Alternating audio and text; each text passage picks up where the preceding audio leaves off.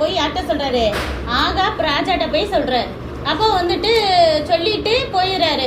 கொஞ்ச நாள்ல என்ன ஆயிருது, மழை பெய்யாமலே இருந்துச்சுன்னா தேசம் எப்படி ஆயிரும், பஞ்சம் வந்துருமா வராதா, பஞ்சம் வர ஆரம்பிச்சிருது. அப்போ அவன் சும்மா இருப்பானா ஆகாப் ராஜா, இந்த எலியா வந்து சொன்ன பிறகுதான் மழை பெய்யல, இந்த எலியா மட்டும் என் கையில கிடைக்கிட்டு கொள்றேன் அப்படின்னு நினைச்சிட்டு இருக்கான்.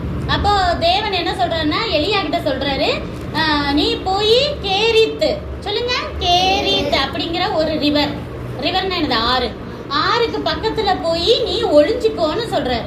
கேரித் அப்படிங்கிற ஒரு ஆத்துக்கு பக்கத்துல அந்த இடம் இருக்குல்ல, அங்க போய் ஒளிஞ்சுக்கோ அப்படின்னு சொல்றாரு. அங்க நீ ஒளிஞ்சுக்கும் போது தண்ணி வேணும்னா அந்த ஆத்துல இருந்தே தண்ணி எடுத்து குடிச்சுக்கோ, உனக்கு ஃபுட்டு வேணும்ல, அதுக்கு நான் வந்து காக்காவுக்கு கட்டளை போடுவேன் அப்படின்னு சொல்லிட்டு சொல்றாரு.